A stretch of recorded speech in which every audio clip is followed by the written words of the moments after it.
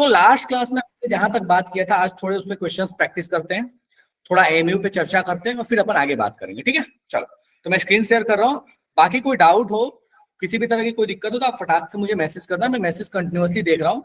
बाकी गलती से मिस हो जाए तो मुझे जरूर से बोलना। और श्वेता बोल रही है कि ग्राम मॉलिक्यूलर मास क्या होता है। Shweta, gram molecular mass is nothing else than the molar mass. Molar mass के लिए वर्ड यूज करते हैं ग्राम मॉलिक्यूलर मास, ठीक है। अभी आने वाला है, आगे आएगा वो मोलर मास आने वाला है, ठीक है। अभी तो बस एएमयू पे है, ओके। एएमयू इज लाइक कि atomic mass and molecular mass. Molar mass अभी आगे आने वाला है, ठीक है।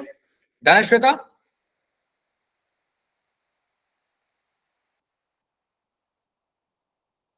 Just minute.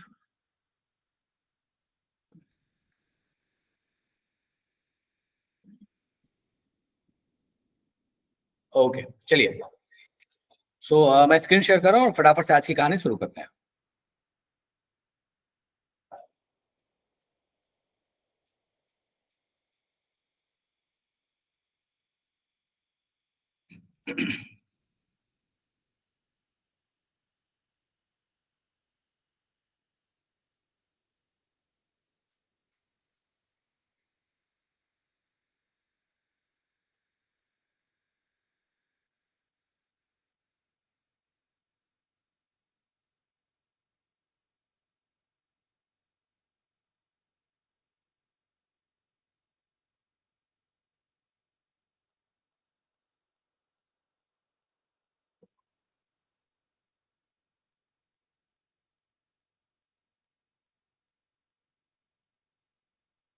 जस्ट मिनट हो गया, शेयर हो गया।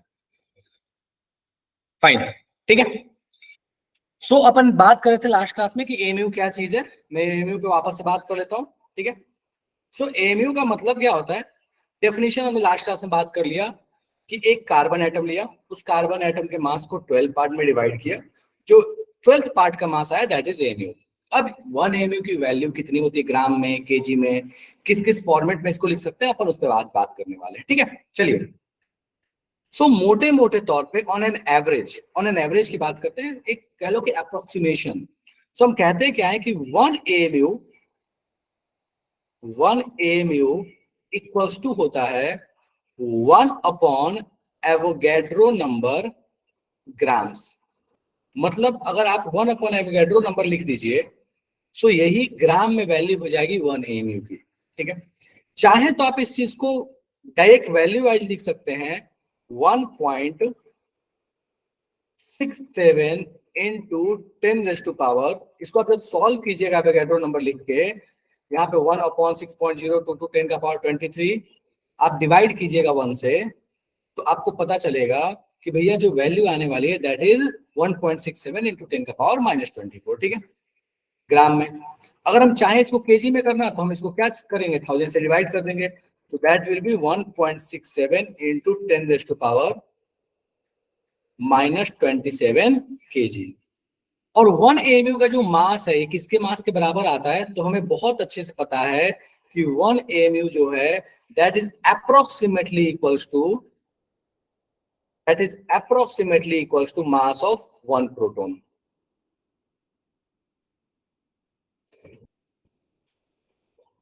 मास ऑफ प्रोटॉन, या आप चाहें तो लगभग लगभग इसको आप लिख सकते हैं दैट इज मास ऑफ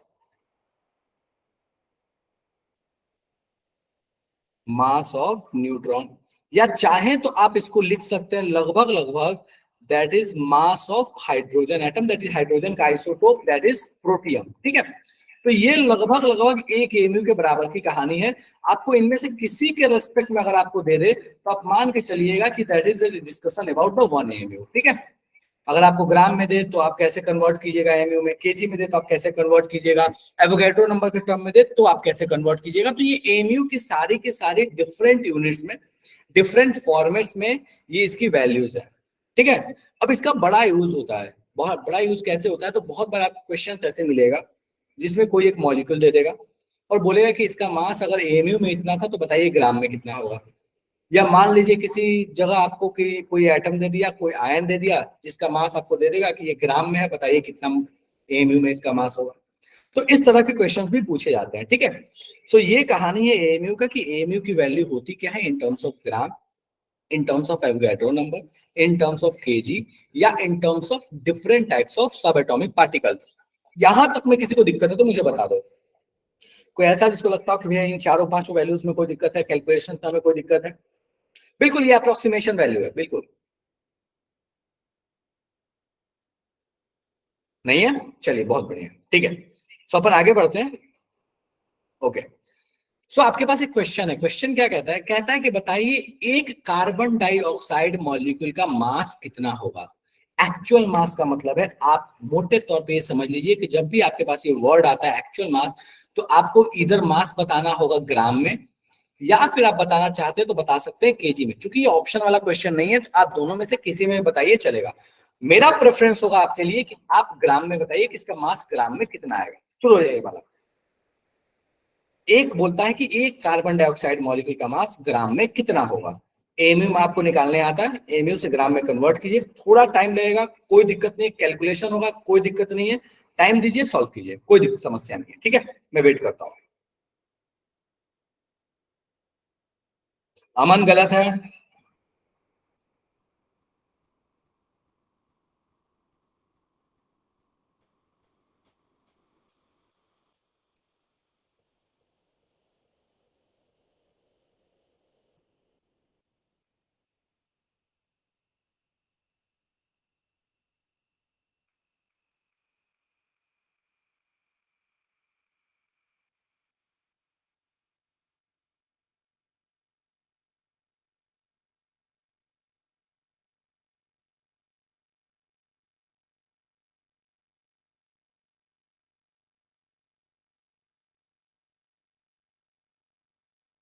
आकाश गलत है।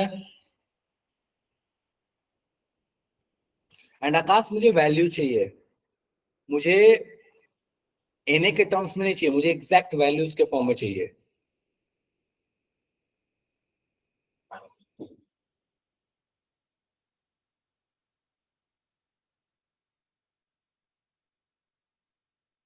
काजल, ओके ओके ठीक है। नितिन, ओके। विवान, बढ़िया। मतलब आसपास में आ रही वैल्यूज चलेगा, ठीक है। मुझे एग्जैक्ट वैल्यू भी नहीं चाहिए, मुझे बस चाहिए कि आप कैलकुलेशन कर सको। अगर आपको ऑप्शंस दिखे तो आप उसमें हिट कर सको, आपको आइडिया लग जाए कि क्या होने वाला है। रोहित, बढ़िया। हरिओम, गुड।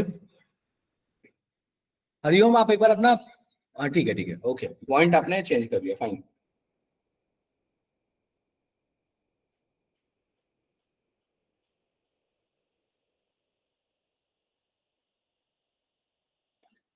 लकी, बढ़िया।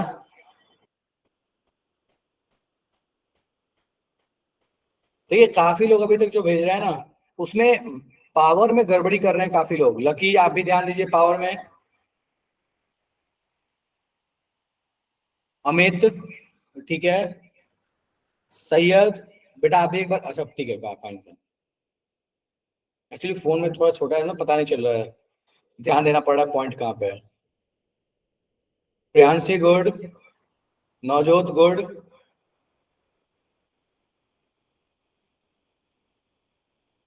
लकी, गड़बड़ है।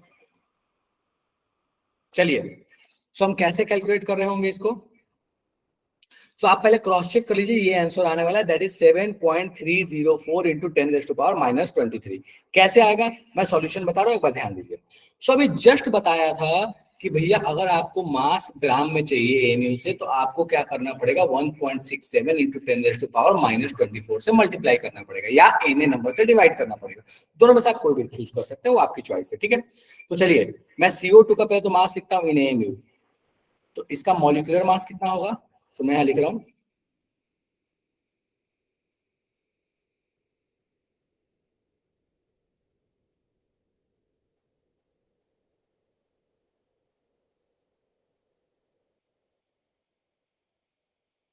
ठीक है। So that will be carbon का 12, ऑक्सीजन है, दो oxygen atom, that will be 16 into 2, that is 32।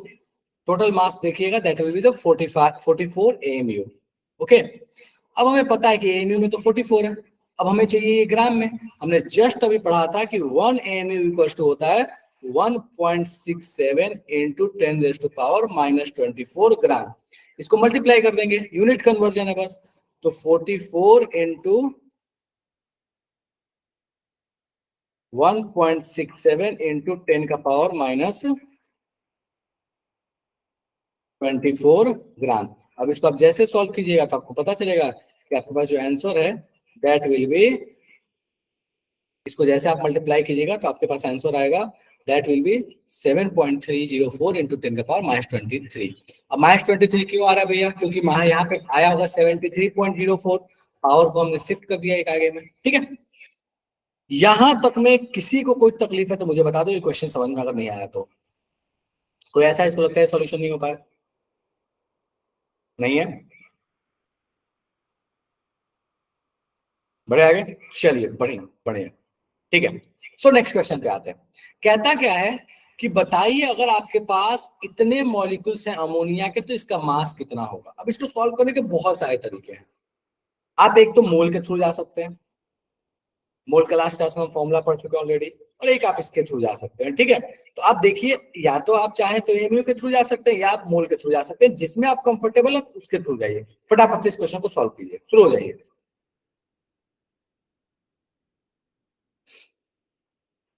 हमने लास्ट क्लास में क्या क्या चीजें सीख ली हैं? मोल का फर्स्ट फॉर्मूला सीख लिया है, number of particles by N वाला फॉर्मूला सीख लिया है, हमने एमयू सीख लिया है मास में, हमने एटॉमिक मास, मॉलिक्यूलर मास सीख लिया है, मोलर मास अभी बाकी है। मोलर मास से आएगी कहानी, आज कंटिन्यू करेंगे। अभी कुछ दिनों तक थोड़ा सिलेबस स्लोली स्लोली चलेगा ताकि आपकी ग्रास्पिंग बन जाए, थोड़ी अपनी बॉन्डिंग बन जाए, तो मैं आपको समझने लगूँ, थोड़ा आप मुझे समझने लगे, फिर उसके बाद अपन रिक्वायरमेंट के हिसाब से स्पीड अप कर लेंगे अगर रिक्वायरमेंट लगी तो।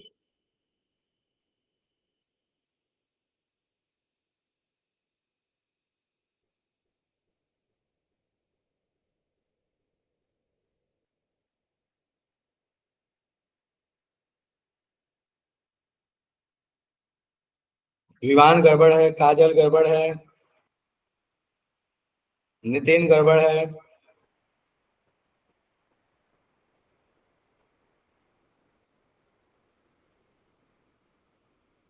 हरिओम काफी पास में है, रोहित बढ़िया, सैयद पास में जाके आपने कुछ गड़बड़ियां की हैं, अमित ठीक है,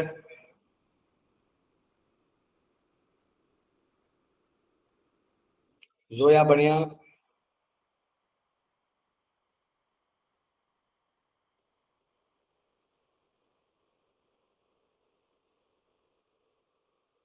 नवजोत बढ़िया,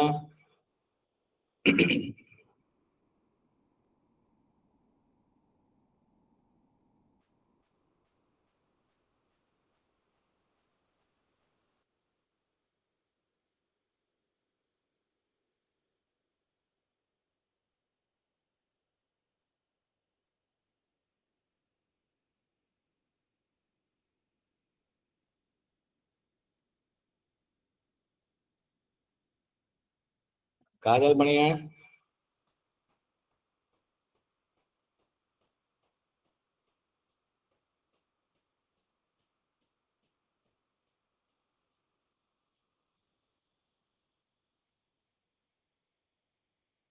अनु बढ़िया। चलिए ठीक है, तो आंसर आप लोग चेक कर लीजिए एक बार। दैट विल बी 0.85 ग्राम। कैसे आया 0.85 ग्राम?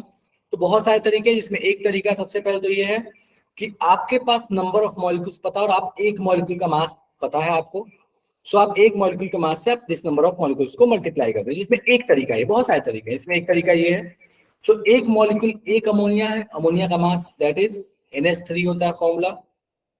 अच्छा, कहीं भी ना ऐसे जब मैं लिखता हूँ तो मतलब बहुत दिक्कत होती है, थोड़ा सा ये क्लियर क्लियर वर्ड्स नहीं आते इसमें। ठीक है, तो कभी ऐसा लगे ना कि पता नहीं चल रहा है ये क्या लिखा हुआ तो मुझे बता देना। That will B 17, 14 + 3। ओके, सो चलिए यहाँ पे अपन आते हैं मास के लिए। तो इतने मॉलिक्यूल का मास कितना होगा इन एमयू? तो that will B 3.01 into 10⁻22 multiplied by 17। ठीक है, चलेगा? चलिए, ये एमयू में आ गया आपके पास। अब एमयू में आपके पास आ गया तो ग्राम में तो आराम से कन्वर्ट कर लीजिएगा। ग्राम में आप कैसे कन्वर्ट कीजिएगा, तो आपको पता है this multiplied by in grams, so 3.01, ये नंबर मैं ऐसे लिख देता हूँ यहाँ पे डायरेक्टली, ऐसे इक्वल टू, ऐसे कॉपी कर दिया, मल्टीप्लाइड बाई 1.67 इंटू 10⁻⁻24। ठीक है, तो एक तो तरीका ये था। और दूसरा तरीका आपके पास क्या था कि आपको नंबर ऑफ मॉलिक्यूल्स पता है, आप इससे मोल्स निकाल लेते, और मोल्स का सेकंड वाला फॉर्मूला लगाए तो जो अभी तक हमने नहीं पढ़ा, that is mass by molar mass, mass से भी सॉल्व हो जाता है। ठीक है, यहां तक ऐसा है जिसको कोई भी ऐसा इसको लगता है अभी बाउंसर चला गया, नो बॉल चला गया, तो ऐसा इसको लग रहा हो कि बाउंसर नो बॉल चला गया हो, नहीं है? चलिए बढ़िया। ओके, सो नेक्स्ट आते हैं अपन नेक्स्ट फॉर्मूले पे मोल्स का, that is mass by molar मास वाला फॉर्मूला। उसको समझने से पहले हमें ये समझना पड़ेगा कि मोलर मास क्या होता है। एवरेज मास बाद में पढ़ेंगे, पहले इस पे हम बात करने वाले हैं मोलर मास पे। मोलर मास को बोलते हैं कि 1 मोल मॉलिक्यूल का मास, कोई भी चाहे मॉलिक्यूल हो सकता है वो एटम भी हो, सो 1 मोल एंटिटी के मास को हम कहते हैं मोलर मास। ठीक है, सो मास ऑफ 1 मोल एंटिटी, और एंटिटी हमें बहुत अच्छे से पता है, एंटिटी का मतलब हो सकता है एटम, मॉलिक्यूल या आयन, कुछ भी। इसका यूनिट क्या होता है? सो इसका यूनिट होता है दैट इज ग्राम पर मोल, यूनिट इज ग्राम पर मोल। ठीक है, नेक्स्ट थिंग क्या है? तो कहता है इसको और भी कुछ नाम से जानते हैं, जैसे ग्राम मॉलिक्यूलर मास,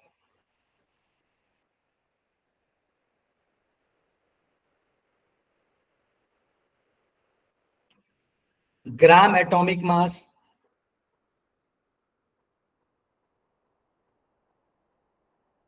या फिर ग्राम आयनिक मास,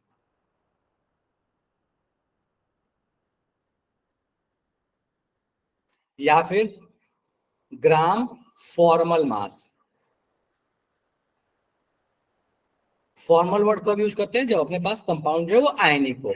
तो आपको कभी भी इस तरह का टर्म दिख जाए जहां पे पहले ग्राम लिख के लास्ट में मास लिख रहा है, चाहे मॉलिक्यूलर हो, एटॉमिक हो, आयनिक हो या फॉर्मल हो, आपको समझ लेना है कि डेफिनेटली चर्चा करना चाहता है मोलर मास के बारे में। मोलर मास होता है क्या? तो 1 मोल मॉलिक्यूल का या 1 मोल एटम का या 1 मोल आयन का जो मास है, that is the molar mass. ठीक है, अब कहता क्या है कि इसका मोल से क्या लेना देना है? बड़ा सिंपल सी कहानी। क्या सिंपल सी कहानी है? तो एक सिंपल सी कहानी ये है कि अगर मुझे पता होगा कि 1 मोल मास, 1 मोल कोई चीज है, मान लो फॉर अ टाइमिंग मेरे पास 1 मोल ये स्टाइलस है, तो कहता है कि 1 मोल स्टाइलस का मास मान लो 2 ग्राम है, और मेरे पास 10 ग्राम स्टाइलस है, 10 ग्राम स्टाइलस है, तो कितना मोल होगा? सिंपल यूनिटरी मेथड लगा सकते हैं कि भैया 2 ग्राम था 1 मोल के लिए, तो 10 ग्राम तब होगा जब 5 मोल्स होगा। तो हम आसान भाषा में चाहें तो हम इसको कह सकते हैं कि मोल्स का अपने पास दूसरा फॉर्मूला यहाँ से डिराइव होके आ गया, सेकेंड फॉर्मूला, दैट इज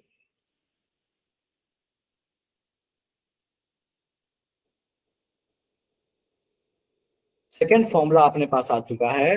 और सेकेंड फॉर्मूला कहता है कि मोल्स बराबर हो जाएगा दैट इज गिवन मास, जिसका भी आपको मास दिया है, डिवाइडेड बाय मोलर मास, कुछ और नहीं करना। ठीक है, तो given mass divide by molar मास आपके पास आ गया। अच्छा, मास का यूनिट क्या रहने वाला है? तो हमको हमेशा ध्यान रखना है कि यहाँ मास का यूनिट ग्राम होगा, और मोलर मास का यूनिट तो अभी जस्ट हम पढ़े थे, दैट इज ग्राम पर मोल होने वाला है। तो यहाँ से हमको पता चल जाएगा कि ग्राम और ग्राम कैंसिल हो जाएगा तो यूनिट बचेगा मोल, और मोल का यूनिट हमें ऑलरेडी पता है मोल होता है।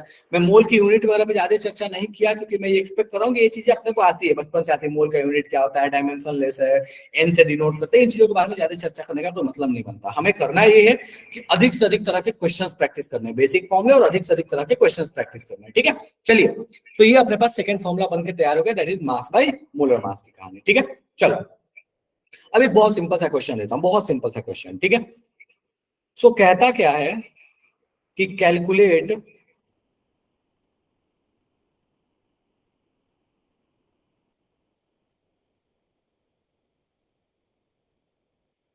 Total number of molecules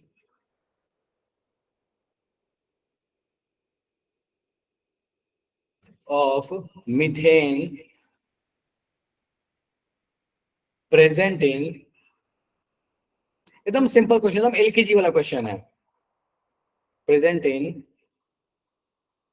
64 gram sample, कहता है कि 64 ग्राम का सैंपल है, बताइए उसमें कितने नंबर ऑफ मीथेन मॉलिक्यूल्स होंगे। मैं ऑप्शन देता हूँ एकदम ईज के लिए। मुझे पता है कि ये बस सेकेंड्स में क्वेश्चन सॉल्व होने वाला है, बट एक प्रैक्टिस के लिए मैं आपको दे दे रहा हूँ आसान सा क्वेश्चन, ठीक है। चलिए,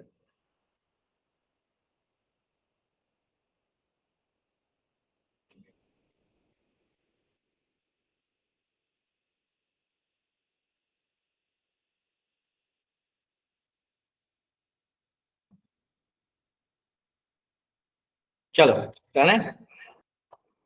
ओके, सो मेरे क्वेश्चन, मेरे ऑप्शन लिखने से पहले काफी लोगों का आंसर आ चुका था, ठीक है। सो अभी तक जितने लोगों ने लगभग आंसर दिया, सही दिया है। स्टिल मैं वेट कर रहा हूँ जिन लोगों ने सॉल्व नहीं किया वो फटाफट से सॉल्व कर ले, एकदम आसान सा क्वेश्चन।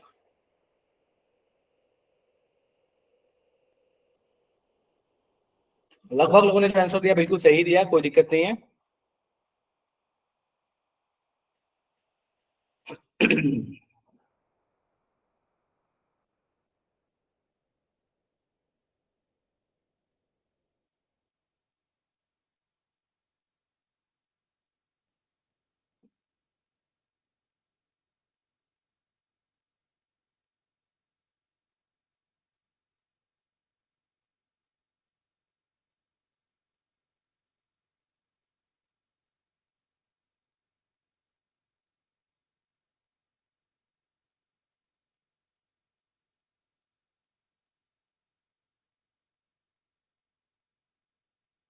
चलो बहुत अच्छे।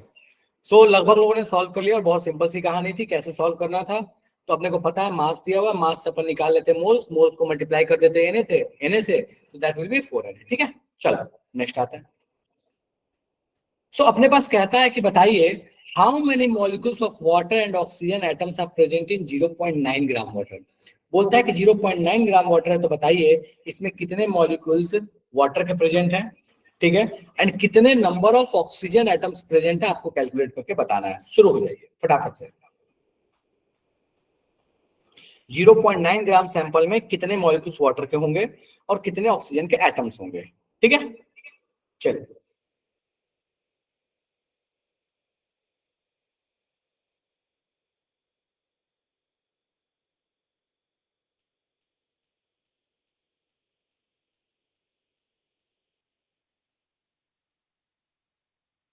अगर आवाज या कोई तरह की दिक्कत हो, नहीं आए क्लैरिटी, तो आप मुझे तुरंत बताइएगा, मैसेज कर दीजिएगा।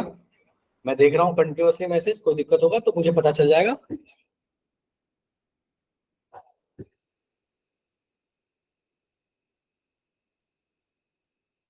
सॉल्व कीजिए, एक बार आंसर भेजिएगा, कोई दिक्कत नहीं है।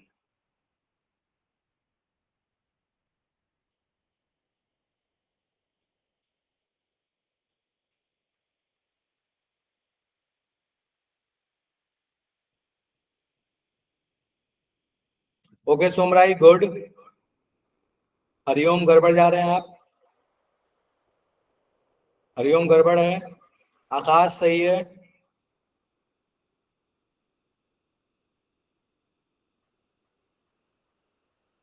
समृद्धि सही है। रोहित एग्जैक्ट वैल्यू नहीं चाहिए था एनए के टर्म में, चलो ठीक है कोई दिक्कत नहीं है। एनए के टर्म में या एग्जैक्ट वैल्यू कोई भी निकालो चलेगा। हरिओम ठीक है, निकी गड़बड़ की है वो।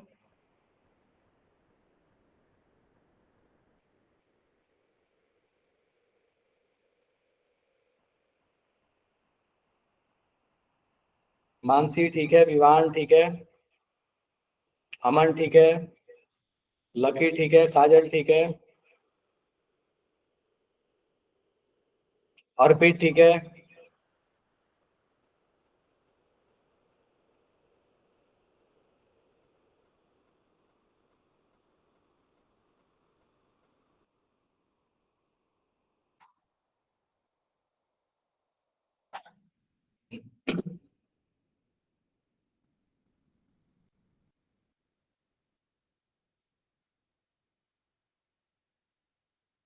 मुस्कान बढ़िया, अंकुश बढ़िया, नवजोत ओके।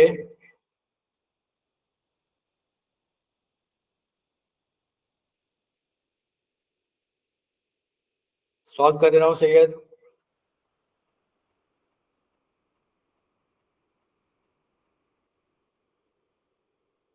चलिए ठीक है, तो फटाफट से इसको सॉल्व करते हैं।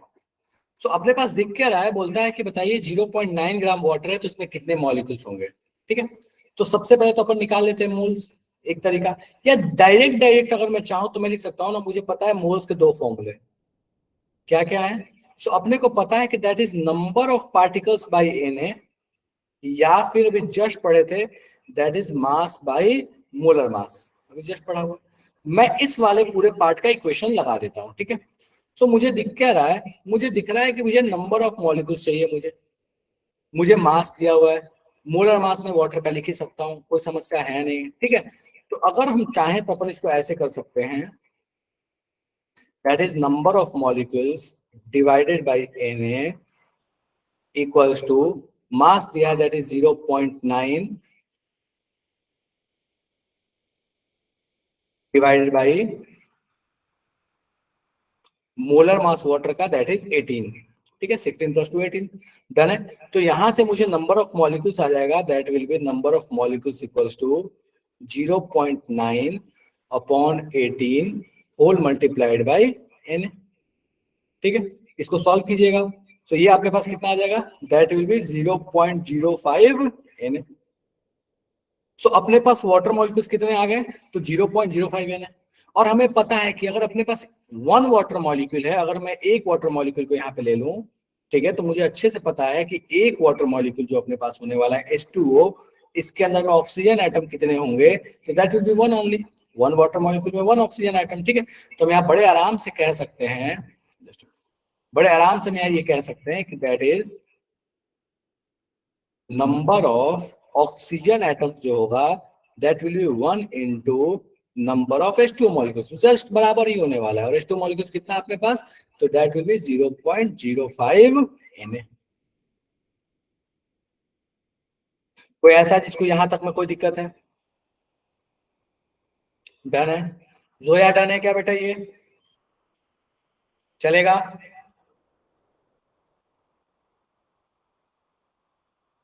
चलिए ठीक है, ओके, वेरी गुड। सो ये अपने पास कहानी हो गई कि हम किस तरीके से सॉल्व कर रहे होंगे नंबर ऑफ मॉलिक्यूल्स या नंबर ऑफ एटम्स रिलेटेड चीजों को। ठीक है, चलो ओके श्वेता, मैं फिर से समझा देता हूँ, ध्यान दो बाबू। तो कहता है कि मोल्स निकालना है, तो that is number of particles by Na एक फॉर्मूला होता है, and second one is mass by molar mass होता है। ठीक है, तो अपने पास दिया हुआ क्या है, क्वेश्चन में अपने को क्लियर कर दिया हुआ है वाटर का मास दैट इज 0.9 ग्राम। ठीक है, तो मैं इस फॉर्मूले को अप्लाई करता हूँ, that is number by Avogadro number equals to 0.9 upon 18। Mass दिया 0.9 ग्राम, यूनिट नहीं पुट कर रहा हूँ। ठीक है, अगर आपको लगे यूनिट लगाना तो यहाँ पे लिख सकते हो ग्राम, यहाँ पे ग्राम पर मोल। ठीक है, तो इसको सॉल्व कीजिएगा, तो आपके पास नंबर ऑफ मॉलिक्यूल्स आ जाएगा। किसका मॉलिक्यूल्स आएगा, H2O का, क्यों, क्योंकि आपने मास भी किसका लिया था, H2O का लिया था। ठीक है, तो यहाँ से आपके पास सॉल्व होकर आ गया दैट इज 0.05 Na। अब यहाँ से आपके पास 0.05 Na आ गया, तो नंबर ऑफ ऑक्सीजन कितने आ गए, नंबर ऑफ ऑक्सीजन एटम, तो जितना वाटर मॉलिक्यूल होगा, हमें पता है कि एक वाटर मॉलिक्यूल में एक ऑक्सीजन एटम होता है, तो one multiplied by number of water molecules आपके पास आ गया, सॉर्टेड है। चलेगा, चलो okay, done. So that will B, ये आंसर है, that will B 3 into 3.01 into 10⁻²2। ठीक है, सॉल्व कीजिएगा, इन्हीं के वैल्यू पुट कीजिएगा, आ जाएगा आपके पास ये आंसर। ठीक है, चलो नेक्स्ट। ये क्वेश्चन थोड़ा सा लिटिल बिट अच्छा है। बोलता क्या है कि बताइए 1.6 ग्राम मीथेन में कितने नंबर ऑफ इलेक्ट्रॉन्स होंगे। ठीक है, शुरू हो जाइए, बिल्कुल आपको प्रैक्टिस करा रहा हूं मैं क्वेश्चंस की, बिल्कुल प्रैक्टिस करा रहा हूं ताकि आप एक बार थोड़ा सा सिंक्रनाइज हो जाए। ठीक है, उसके बाद फिर अपन आगे बढ़ेंगे। कीजिए इसको। बोलता है कि बताइए 1.6 ग्राम मीथेन में कितने नंबर ऑफ इलेक्ट्रॉन्स होंगे, सॉल्व कीजिए फटाफट से तो इसको।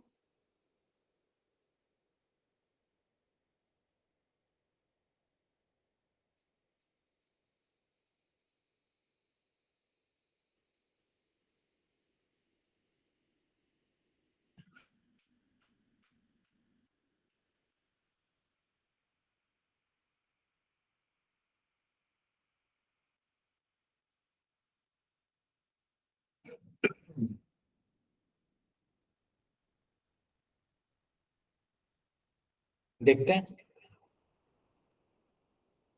एनए के टर्म में चलेगा, कोई दिक्कत नहीं है।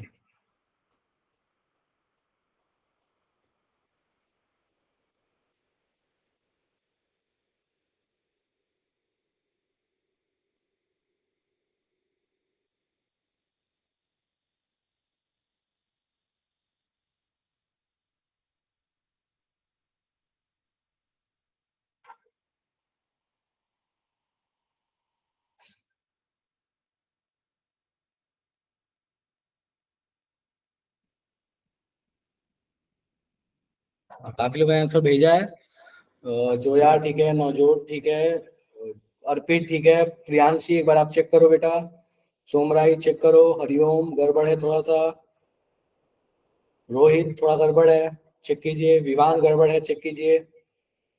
काफी लोगों ने गलतियां की हैं, बहुत छोटे छोटे से मिस्टेक्स किए हैं, सिली मिस्टेक्स है ये।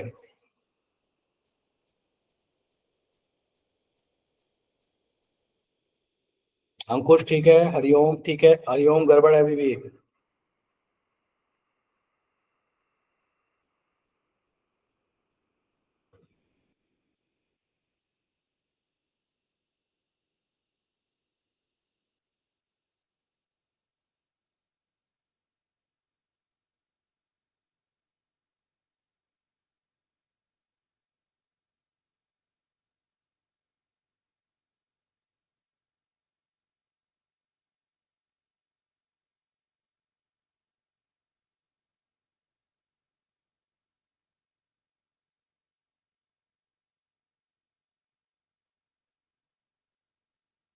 बहुत कम लोगों ने सॉल्व किया है, I am still waiting.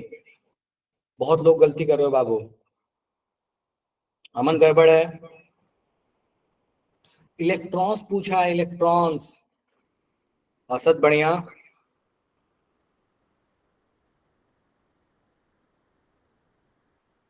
Rohit बढ़िया। चलो ठीक है, तो आते हैं क्वेश्चन आंसर पे। That is 6 × 10⁻²2। चलिए देखते हैं कैसे हो रहा है ये। ठीक है, तो अपने पास कह रहा है कि बताइए कितने इलेक्ट्रॉन्स होंगे 1.6 ग्राम मीथेन में। चलिए, सो मीथेन की कहानी क्या है, दैट इज CH4। अच्छा, एक मॉलिक्यूल मीथेन में अपने पास कितने नंबर ऑफ इलेक्ट्रॉन्स होने वाले, जरा सोचते हैं। सो एक मॉलिक्यूल में कार्बन है, कार्बन में कितने इलेक्ट्रॉन्स हो जाएंगे अपने पास, 6। ठीक है, और हाइड्रोजन है चार, चार हाइड्रोजन की वजह से कितना आ जाएगा, 4, दैट विल बी 10। सो एक मॉलिक्यूल में हमें दिख रहा है कि 10 इलेक्ट्रॉन्स होंगे, डन है। अब पहले देखते हैं कि ऐसे मीथेन के मॉलिक्यूल्स हैं कितने, ठीक है। सो अगर हम चाहें तो हम सीधे से फॉर्मूला लगा सकते हैं, दैट इज अभी जस्ट जो बात किया था, number of molecules by Na equals to mass by molar mass, mass by molar mass. ठीक है, चलो ओके। तो नंबर ऑफ मॉलिक्यूल्स कितने आ जाएंगे अपने पास, तो that is number of molecules upon Na equals to mass अपने पास दिया है 1.6 डिवाइड बाय 16। ठीक है, 1.6 ग्राम दिया हुआ है, मोलर मास कितना आ जाएगा मीथेन का, 12 + 4 दैट इज 16। इसको सॉल्व कीजिएगा तो आपके पास कितना आ जाएगा, तो that is number upon Na equals to, solve करके देखो, दैट विल बी 0.1। ठीक है, अब अपने पास क्या आ गया कि that is number of methane molecule CH4 will be equals to 0.1 Na। हो गया। अच्छा, एक मॉलिक्यूल में कितने इलेक्ट्रॉन्स हैं, 10 है, तो that will be number of electrons कितना हो जाएगा, तो 10 into number of CH4 molecules. ठीक है, तो that will be equals to 10 into 0.1 Na, that will be equals to Na। खत्म खेल। डन है क्या मामला, चलेगा? किसी को यहां तक में कोई दिक्कत है?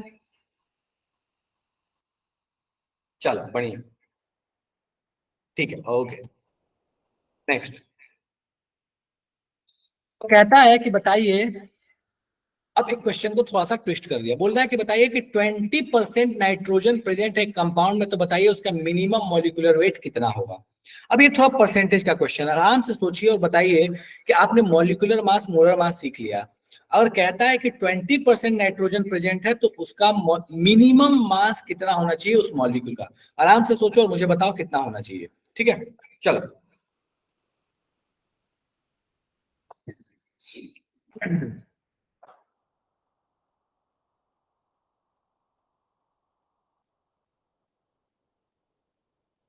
रोहित गड़बड़ है।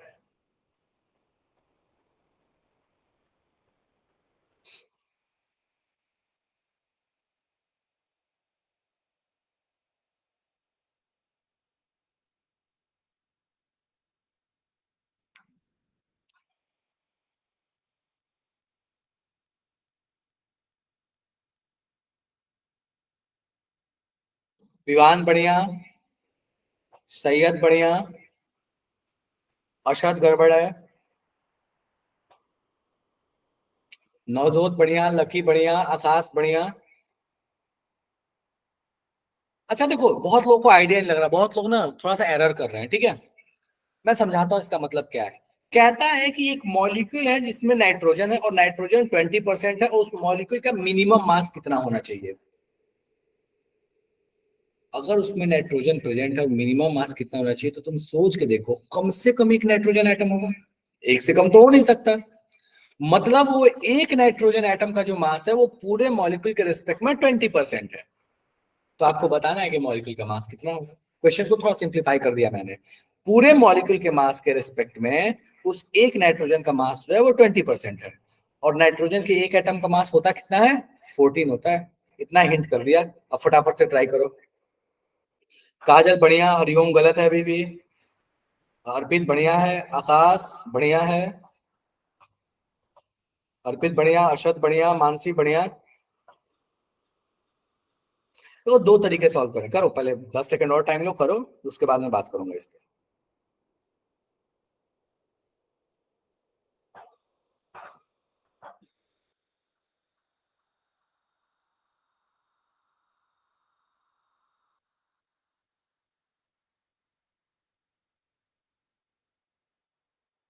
चलिए, ठीक है। सो कहता है 20% मास है। चलो, मुझे नहीं पता उस मॉलिक्यूल का फॉर्मूला क्या होगा। मैं मान लेता हूँ कि उस मॉलिक्यूल का कुछ भी फॉर्मूला होगा, कुछ भी एबीसीडी होगा, उसमें एक नाइट्रोजन एटम तो जरूर होगा, ठीक है।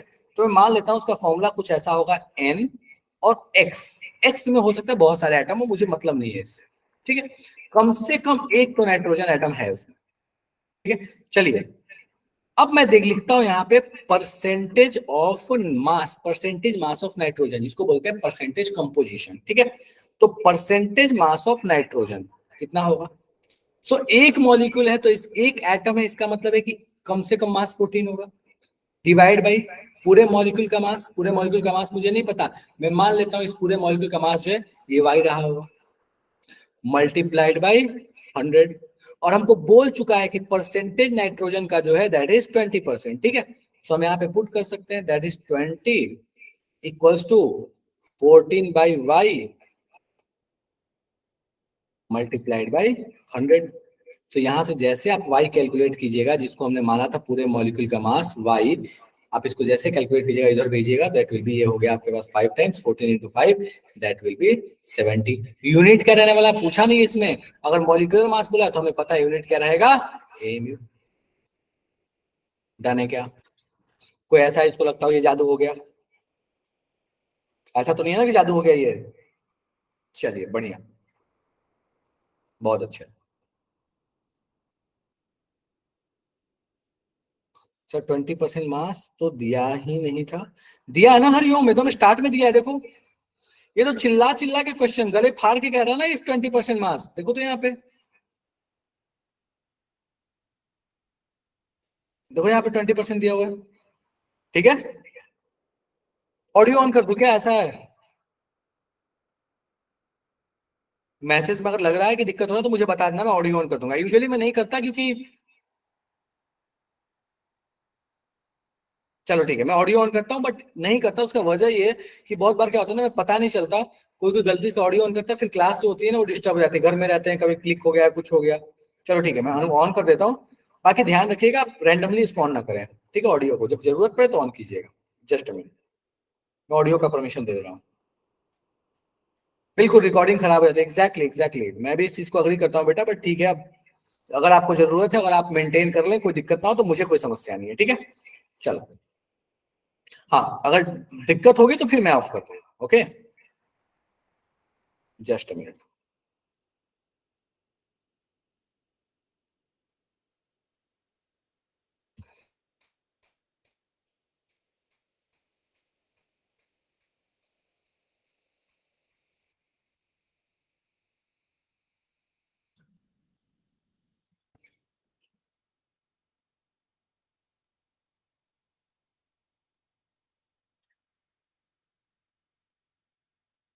हाँ ठीक है, मैंने परमिशन दे दिया।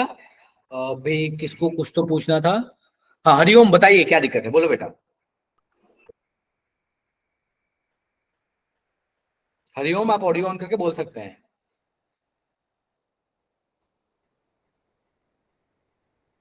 ठीक है, क्लियर है, चलो बढ़िया। Okay next. सो ये क्वेश्चन भी थोड़ा बढ़िया है, कहता है कि बताइए the number of water molecules present in a drop of water that is 0.0018 ml at room temperature if density is 1 ग्राम पर ml। कहता है कि अगर वाटर की डेंसिटी 1 ग्राम पर ml है तो बताइए 0.0018 ml में कितने नंबर ऑफ वाटर मॉलिक्यूल्स होंगे। ठीक है, फटाफट से इसको सॉल्व करने का प्रयास कीजिए। वाटर डेंसिटी दिया है, आपको वॉल्यूम दिया है, बोला नंबर ऑफ वाटर मॉलिक्यूल्स कितने होंगे। अभी मैं बहुत सारे क्वेश्चंस करा रहा हूँ, नए नए कॉन्सेप्ट उतना नहीं पढ़ा रहा, थोड़ा सा धीरे चल रहे हैं ताकि थोड़ी सी बॉन्डिंग बन पाए। उसके बाद अपन जब जरूरत पड़ेगा तो अपन फिफ्थ गियर में, सिक्स गियर में, सब में चलेंगे, अभी तो चल रहे हैं फर्स्ट में। ठीक है, चलो।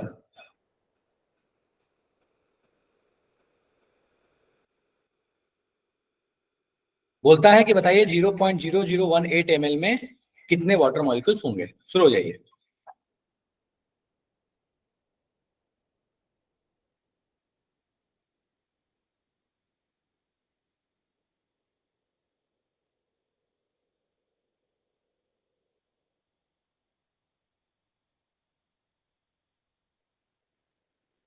रोहित अच्छा, हरिओम बढ़िया, कीजिए सारे लोग सॉल्व कीजिए, फिर मैं बात करता हूँ इस पे। गायत्री बढ़िया, नितिन बढ़िया, विवान बढ़िया, जोया बढ़िया, मानसी बढ़िया, अंकुश बढ़िया, आकाश बढ़िया,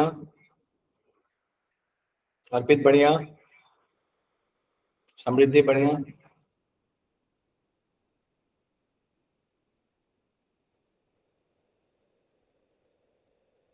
निकी गुड, अशद गुड,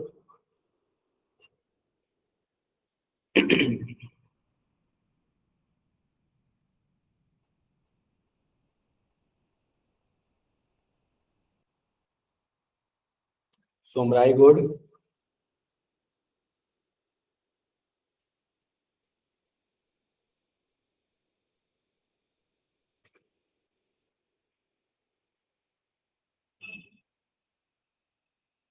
एमएल दिया है, मास दिया है, सॉरी डेंसिटी दिया हुआ है। हमें पता है डेंसिटी बराबर होता है that is mass by volume. हमें डेंसिटी ऑलरेडी पता है, वॉल्यूम पता है, मास निकाल लेंगे। आप मास यहाँ से निकालिएगा तो ये आ जाएगा आपके पास 0.0018 ग्राम। ठीक है, अब हमें मास पता है तो हम मोल्स निकाल सकते हैं, मोल से नंबर ऑफ मॉलिक्यूल्स निकाल सकते हैं। सो मैं सीधे यहाँ नंबर ऑफ H2 मॉलिक्यूल्स लिख लेता हूँ, और ये आपके पास कितना आ जाएगा, that will be 0.0018 whole divide by 18 moles आ गया, मल्टीप्लाइड बाई Na। ठीक है, तो इसको आप जैसे सॉल्व कीजिएगा तो आपको दिख रहा है कि ये जो नंबर है दैट विल बी 10⁻⁻⁴ आपके पास आ जाएगा। वहां से आप सॉल्व कीजिएगा, मल्टीप्लाइड बाई Na कीजिएगा तो 6.023 इंटू 10⁻19। सॉर्टेड है मामला।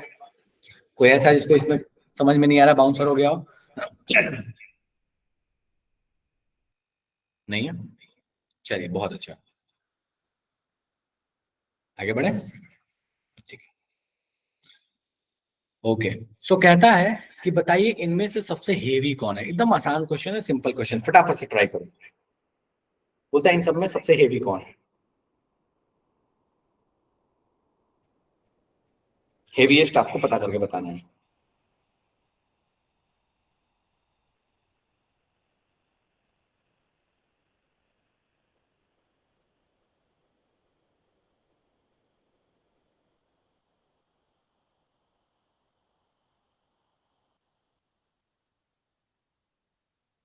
कीजिए फटाफट से।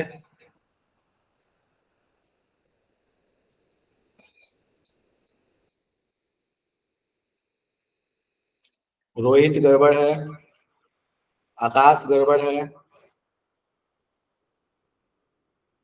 सोमराही गड़बड़ है, निकी सही है, जोया सही है, विवान सही है, मानसी सही है,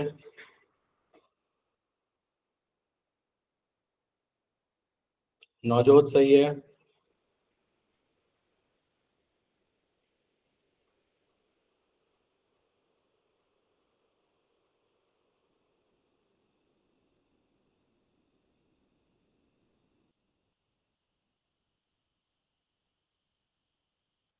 निधि सही है।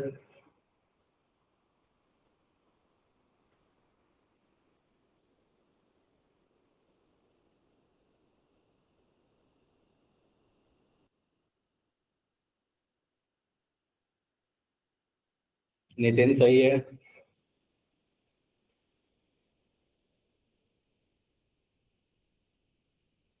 चलिए ठीक है। सो वन मॉलिक्यूल ऑक्सीजन का है, that will B 32 mu। One molecule sulphur dioxide का है, दैट विल बी 64 mu। यहाँ तो दिल्ली दिया 100 mu और ये 44 ग्राम।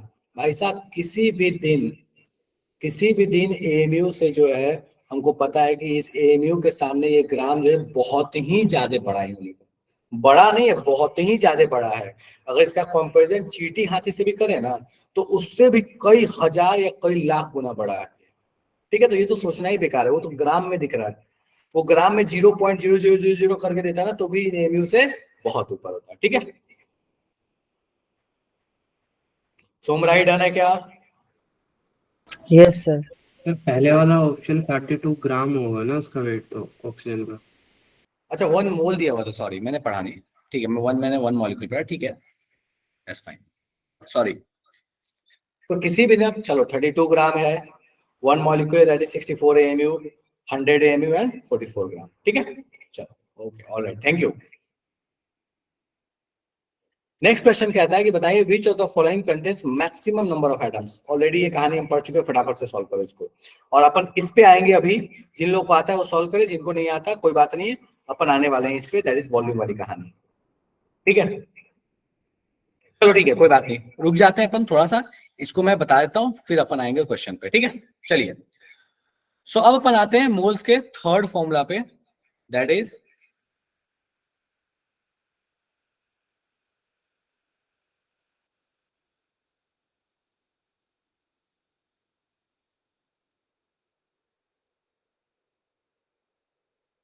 ठीक है।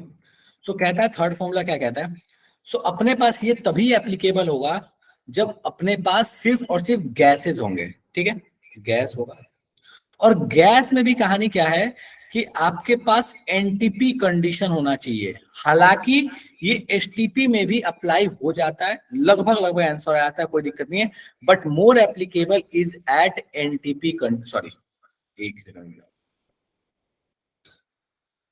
हाँ। तो ये मोर एप्लीकेबल आपके पास एसटीपी पे होता है, बट अगर आप चाहें तो आप एनटीपी पे भी अप्लाई कर सकते हैं, कोई दिक्कत नहीं है। एनटीपी और एसटीपी में क्या फर्क आएगा ये भी मैं आपको थोड़ा सा समझा दूंगा अभी। ठीक है, हालांकि आपने पढ़ा हुआ ऑलरेडी क्लास 11 थे, स्टिल मैं आपको बता देता हूँ। ठीक है, तो देखो एसटीपी और एनटीपी में बस फर्क यही है कि स्टैंडर्ड टेम्परेचर को लगभग लगभग हम मान के चलते हैं कि 25 से 28 का रेंज। कुछ लोग 25, कुछ लोग 27, कुछ लोग 28 मानते हैं, दैट्स फाइन। ठीक है, एसटीपी का मतलब हो गया 0 degree Celsius, that is 273 kelvin. Okay, तो इस चीज को में ध्यान रखना। प्रेशर अपने पास वही कहानी है, 1 एटीएम लो या 1 बार लो, बराबर ही होता है, कोई खास फर्क पड़ने वाला नहीं है। ठीक है, चलो। सो कहता है कि अगर गैस है और आपके पास एसटीपी या एनटीपी कंडीशन है, तो उस कंडीशन में हम ये मान के चलते हैं कि 1 मोल गैस का जो वॉल्यूम होगा वो होगा दैट इज 22.4 लीटर। हालांकि जब आप PV equal to NRT equation लगाइएगा तो एग्जैक्ट ये आता नहीं है। दूसरी चीज है कि अगर आप एनटीपी कंडीशन लीजिएगा तो थोड़ी सी वैल्यू अलग आती है, वो 24.7 के रेंज में आती है। ठीक है, बट कोई दिक्कत नहीं है, आप 22.4 भी लगाइएगा तो कोई समस्या नहीं है, आपको ऑप्शन उसके हिसाब से आने वाला नहीं है। गायत्री बोलिए 22.7। देखो इसमें थोड़ी सी क्या चीज है ना कि 22.4, 22.7, 24.7, ठीक है, आप इनमें से कोई भी वैल्यू लो, जो आपको ऑप्शंस दिखेंगे ना वो इन वैल्यूज की वजह से कभी नहीं टकराएंगे, क्योंकि ये थोड़ा सा अप्रोक्सीमेशन है। 22.7 भी चलता है, उसमें कोई दिक्कत नहीं है। ठीक है, चलो। सो अब कहता क्या है, सो कहता है यहाँ पे कि सीधे अगर आपको मोल्स निकालना है गैसेस के लिए, एक्सक्लूसिव एप्लीकेबल है सिर्फ गैस में, तो अगर आप गैसेस के मोल्स निकालना चाहते हैं तो आप सीधे सीधे बोलिए कि भैया गैस का volume in litre divided by 22.4। अब चाहो तो यहाँ पे यूज कर सकते हैं, कोई दिक्कत नहीं है, 22.7 यूज कर लो, कोई मना नहीं है।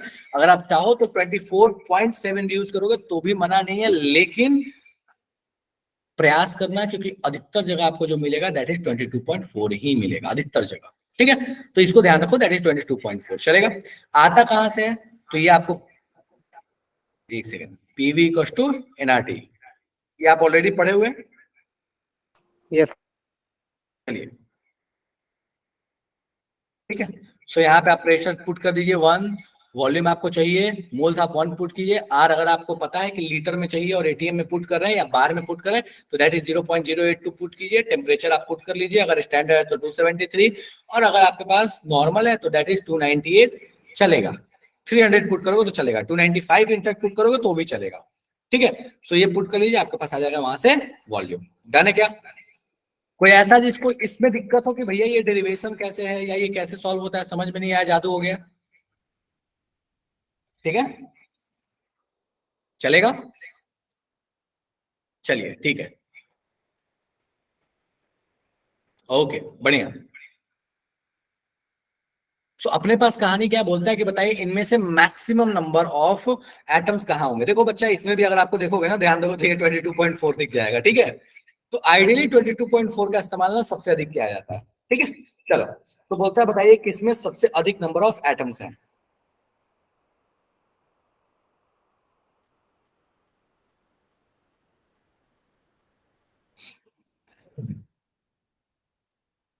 ये ध्यान रखिएगा, एटम्स बोला है, मॉलिक्यूल्स नहीं बोला है।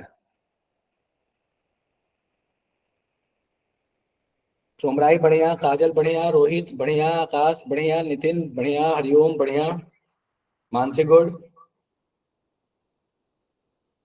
Vivaan good, Ankush good, Syed good, Zoya good, Syed जो है ठीक है, गायत्री गुड।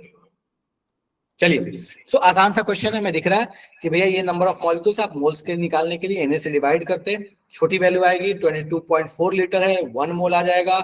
यहाँ पे आपको नंबर ऑफ एटम चाहिए तो मल्टीप्लाइड बाई आपको 3 करना होता है, यहाँ पे भी अगर आपको चाहिए था तो मल्टीप्लाइड बाई आपको 3 करना था, यहाँ पे भी आपको चाहिए था तो मोल्स निकाल के मल्टीप्लाइड बाई 3 करना था। हमको दिख रहा है कि सबसे बड़ी वैल्यू ऑप्शन नंबर बी में आने वाली है। डन है क्या?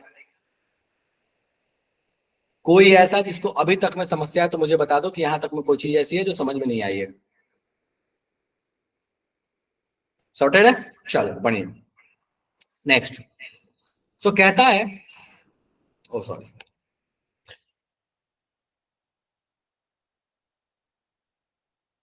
10 सेकंड में वेट कर ले रहा हूँ कि किसी को और दिक्कत हो तो पूछ लो फटाफट से, फिर अपन आगे बात करें।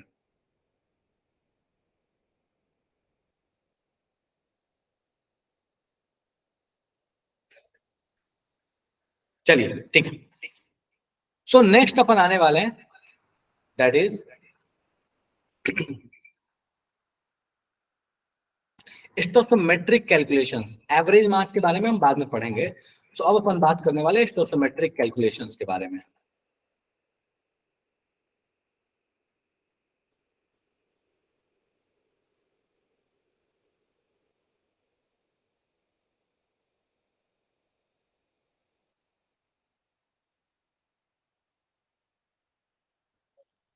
ठीक है, अब क्या कहता है स्टोइकोमेट्रिक कैलकुलेशन, जरा समझते हैं। देखो स्टोइकोमेट्रिक कैलकुलेशन का मतलब क्या है, सिंपल आसान शब्दों में कहा जाए ना, तो कितने ग्राम रिएक्टेंट लेने पे कितना प्रोडक्ट बनेगा, कितना अमाउंट रिएक्टेंट पे कितना प्रोडक्ट बनेगा, ये जो कैलकुलेशन है इसी कैलकुलेशन को कहते हैं स्टोइकोमेट्रिक कैलकुलेशन। स्टोइकोमेट्री का मतलब क्या होता है, सो जो बैलेंस केमिकल इक्वेशन में जो आप कोएफिशिएंट यूज करते हैं उस चीज को कहते हैं स्टोइकोमेट्री, या फिर स्टोइकोमेट्रिक कोएफिशिएंट या फिर स्टोइकोमेट्रिक कांस्टेंट। ठीक है, कितने अमाउंट के लिए कितना प्रोडक्ट बनेगा, that is stoichiometric calculation. Definition का कोई मतलब नहीं बनता क्योंकि आपके पास डेफिनेशन आने वाला नहीं है जिस एग्जाम में आप बैठने वाले हैं, तो बोर्ड सोर्स में काम आते हैं बट यहाँ कोई काम आने वाला नहीं है, उस पर जा नहीं रहा। ठीक है, सो यहाँ पे सबसे इंपॉर्टेंट चीज आती है, दैट इज बैलेंसिंग। सबसे पहले कि आपको बैलेंसिंग समझ में आनी चाहिए कि बैलेंसिंग होती क्या है। मैं एक बार हवा में बता रहा हूँ, करवा नहीं रहा, लिखवा नहीं रहा, बिकॉज आपको बैलेंसिंग आता है, 10th में पढ़े, 11th में पढ़े, ऑलरेडी आता है। फिर मैं एक बार आपसे बात कर लेता हूँ। तो कहता क्या है, बैलेंसिंग का मतलब कि जिस एलिमेंट के जितने एटम लेफ्ट में होंगे उस एलिमेंट के उतने ही एटम राइट में होंगे, ये सबसे मेन चीज है, सबसे मेन। ठीक है, तो आपको स्टोइकोमेट्रिक कैलकुलेशन करने के लिए दो सबसे इंपॉर्टेंट काम जो आपको आने चाहिए। ठीक है, एक, दैट इज बैलेंसिंग। हर हाल में आपको बैलेंसिंग तो आना ही चाहिए।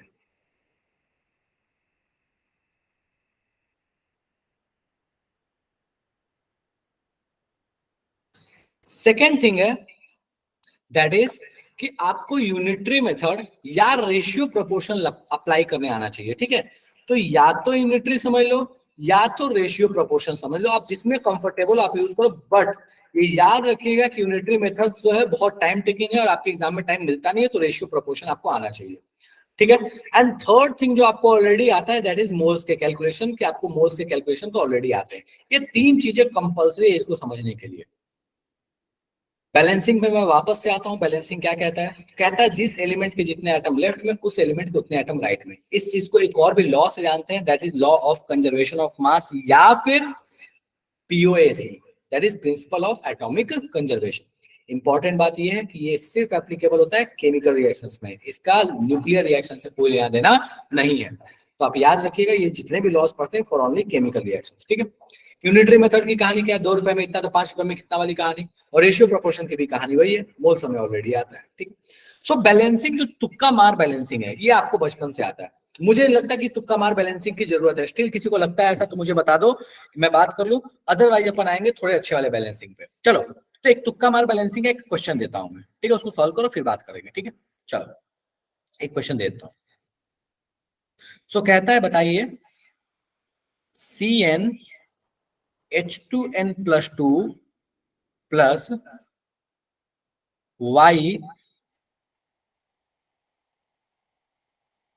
YO2 gives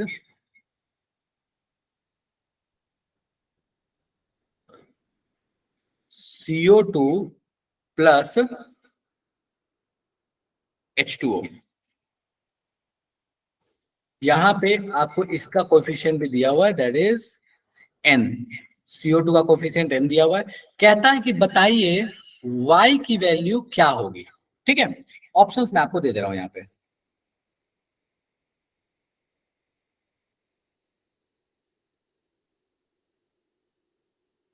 मेरा सबसे फेवरेट ऑप्शन है, ये जरूर मैं सबसे पहले दूंगा। चलिए, दैट इज 3n, पहला ऑप्शन है 3n+1 whole divide by 2। Second option है 3n+1/2। थर्ड ऑप्शन है 3n+1। चौथा ऑप्शन है नन ऑफ दिस। शुरू हो जाओ और मुझे y की वैल्यू बता इन टर्म्स ऑफ n। फटाफट से सॉल्व कीजिए और मुझे बताइए y की वैल्यू n के टर्म्स में कितनी आएगी। सॉल्व कीजिए जल्दी से।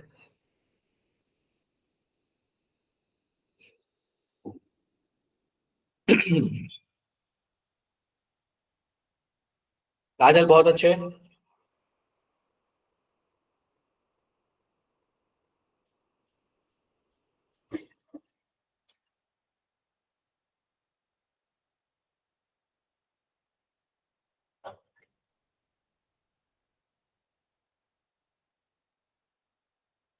काजल बहुत बढ़िया, रोहित बहुत बढ़िया, हरिओम बहुत बढ़िया, निकी बहुत बढ़िया, मानसी बढ़िया, नवकुश बढ़िया, ठीक है। नवजोत कुछ गड़बड़ की हो नवजोत, क्योंकि आप जिस तरीके से आंसर लिखे हो उस तरीके से दो ऑप्शन हैं। समृद्धि बढ़िया, विवान बढ़िया।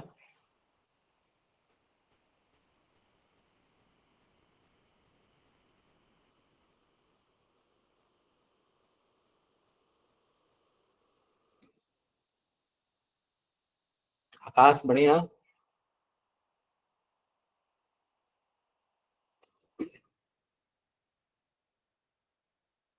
कीजिए फटाफट से कीजिए।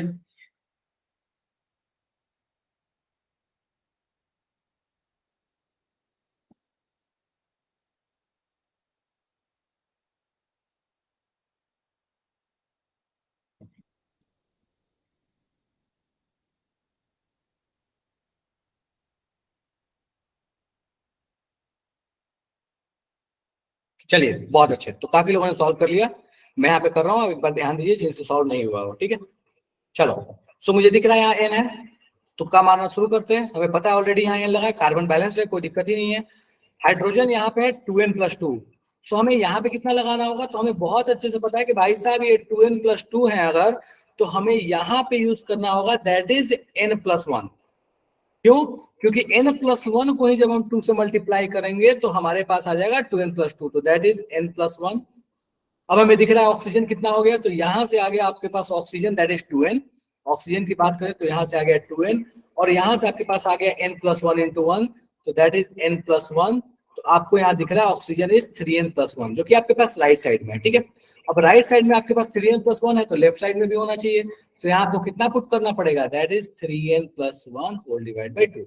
एक क्वेश्चन में दे रहा हूँ एकदम इसी पैटर्न पे, आप घर पे आराम से ट्राई कीजिएगा इसको, ठीक है। चलो, सो कहता है Cn H2n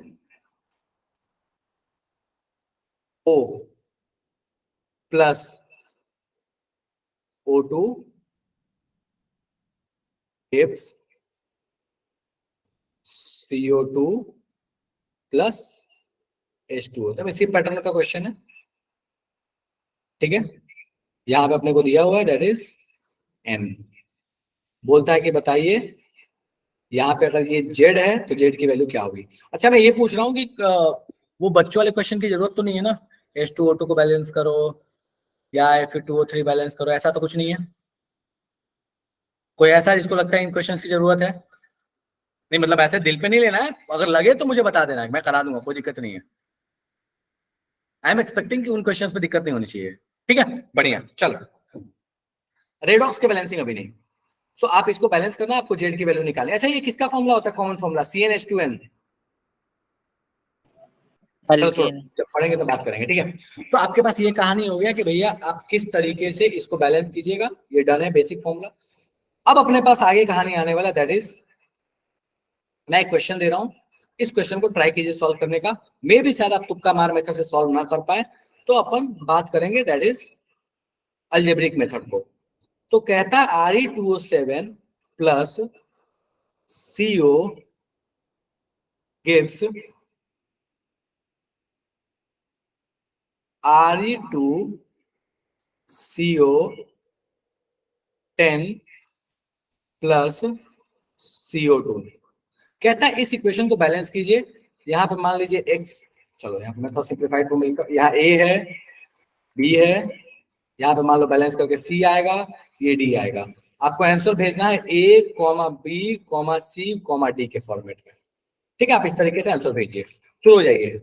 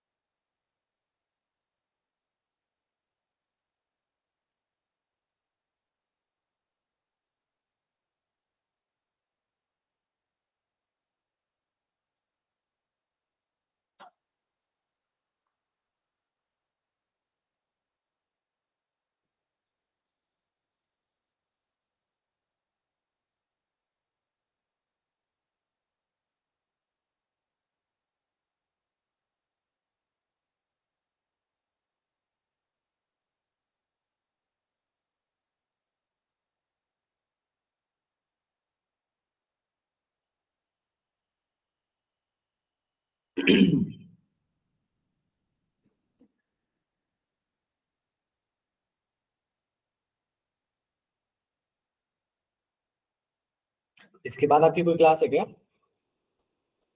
कंटिन्यूटी में, आई मीन मतलब 8:15 के बाद कोई क्लास?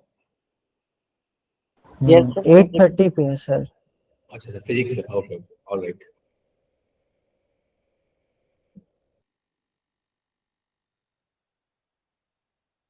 नितिन गड़बड़ है, टाइम लो, कोई बात नहीं, ये अच्छा क्वेश्चन है, काफी फेमस क्वेश्चन है, टाइम लो, कोई दिक्कत नहीं है। जिन लोगों को अलजेब्रिक मेथड आता है वो अलजेब्रिक मेथड लगाइए, तुक्का मार लगाना है तो तुक्का मार लगाइए, बट सॉल्व होने से मतलब है मुझे।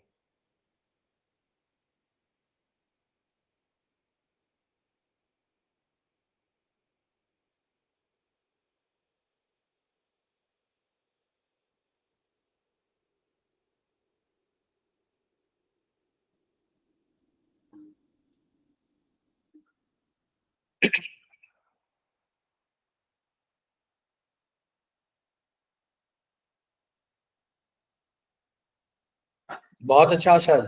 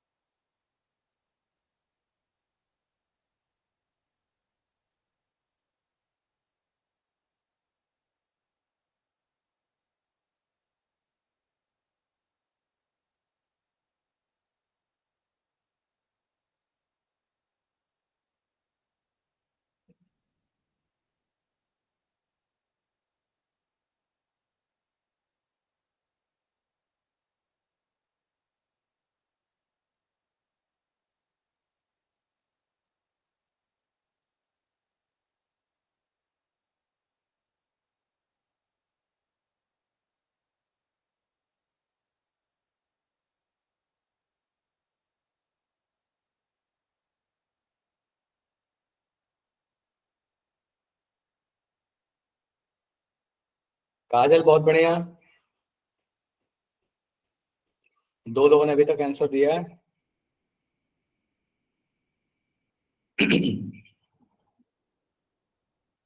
रोहित बढ़िया।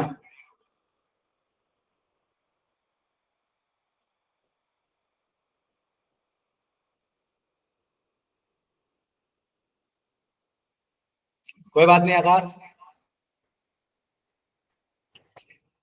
चलिए ठीक है, तो काफी टाइम हो चुका है। सो इसका सॉल्यूशन कैसे करना है ये अगले क्लास में बात करेंगे। मैं इसका आंसर बता देता हूँ, ठीक है? आप घर पे ट्राई कीजिएगा इसको, ठीक है? So this will be 1, this will be 17, this will be 1, this will be 7। ठीक है, आप एक बार क्रॉस चेक कर लीजिए। अगले क्लास में जब मिलेंगे तो इसको कैसे बैलेंस करना है अपन यहीं से कहानी स्टार्ट करेंगे, ठीक है? तो अगली क्लास की कहानी यहीं से स्टार्ट होने वाली है, इसी क्वेश्चन के साथ। ठीक है, चलेगा क्या? बाकी आप घर पे थोड़ा सा हाथ पैर मार के ट्राई कीजिएगा। अभी कोई होमवर्क नहीं दे रहा, कम से कम 2-3 क्लास कोई होमवर्क नहीं है। उसके बाद आपको होमवर्क दूंगा, जब थोड़ा सा सिलेबस आगे पढ़ा लो उसके बाद, ठीक है? डन है? चेक कर लो एक बार अच्छे से, ठीक है? ओके ओके, चलो बहुत बढ़िया। ठीक है, तो फिलहाल अभी की सभा यहीं पे हम विराम लगाते हैं। अगले क्लास में यहाँ से आगे कंटिन्यू करेंगे, इसी क्वेश्चन के साथ कंटिन्यू करेंगे, ठीक है? चलो okay, bye bye. Bye. Okay, bye bye.